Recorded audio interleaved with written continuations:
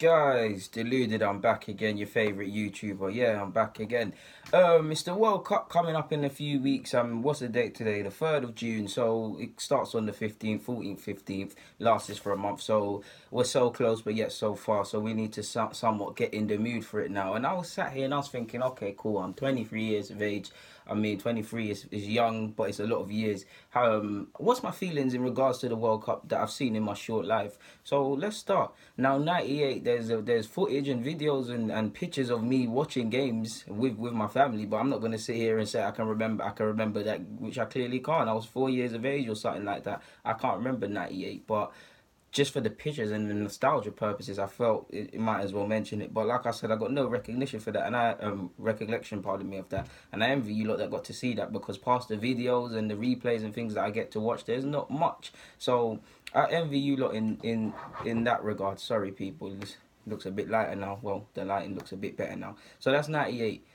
Probably my favourite World Cup, and the one I'm most happiest to speak about is 2002. It brings back a lot of memories, man. Obviously, I'm in year two these times. We're watching Ronaldinho. We saw the thing with Beckham. That World Cup had everything. It had controversy. It had great football. It had heartbreak. It had it all.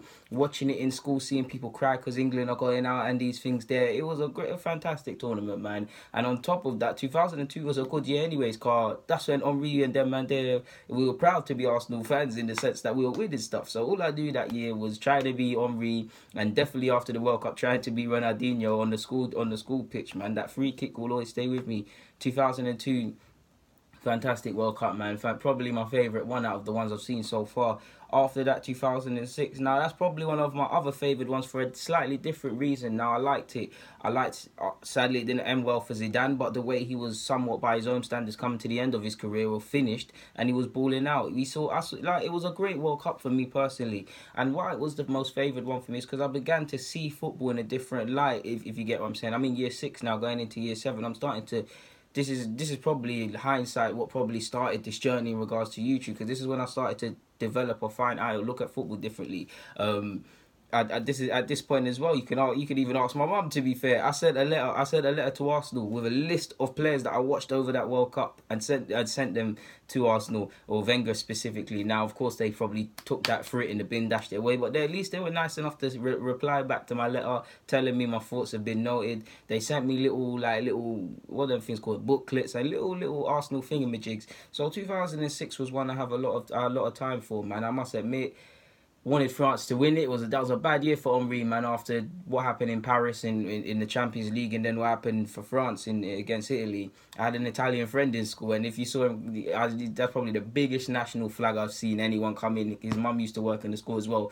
8 a.m., 8:30, sorry, big Italian flag, she was a small lady. The flag was bigger than hers, but that shows you what the World Cup's about, and they have every right to do that. So 2006 was for a completely different one. After that, 2010. Now, I enjoyed it, man. Probably one of the most, other than the Brazil 0-2, because I loved that. It was an enjoyable World Cup, man. Just to sit there and watch and think, wow, like Iniesta obviously went and scored the winner. The way the Spaniards like to play. Even if you remember, I'm so sure Spain lost their first game of that group in the group stage, to be honest. And I believe before that, going into it, there was a lot of talk. How is Real Madrid and Barcelona players going to get along together and do things? It was an amazing World Cup, man. And obviously, remember the fly kicks and them things there. In fact, amazing is pushing it. I'm saying amazing from a Spanish standpoint. I don't think, broadly speaking, it was amazing. Obviously, this happened 8 years ago. So, yeah. 2010 was decent as well, man. I've already just said 2010. 2014, I believe. That was decent for another reason. I must admit, in terms of... Oh yeah, before we go on, 010, because of that thing that happened with Lampard when he scored a completely legit goal as well, and it was denied. 010, you saw what Mesut Ozil and them man there were doing in that World Cup. Let's go back to 06. Memory just came in.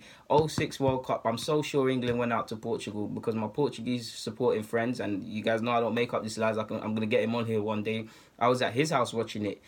We just finished playing football in time for it. We're there watching it, and I remember the heartache, the nostalgia of him, and the heartbreak for me. So yeah, moving back to 2014 now that I've mentioned the 010 and 016 additional points. 2014, I must admit, I wouldn't necessarily class it as an enjoyable. I mean, I saw Brazil get smacked 7-1. I wouldn't say it was necessarily enjoyable for me from a fan's point of view, in the sense that, of course, it's the World Cup, it's a competition, you're always going to enjoy it, but I don't think it captured me and my imagination as much as definitely 010, 06 or 2002, to be fair with you. 2014, we saw Messi get player of the tournament. We saw, sadly, it didn't end well for him, Germany balling out. Ozil showed his thing at that World Cup for me.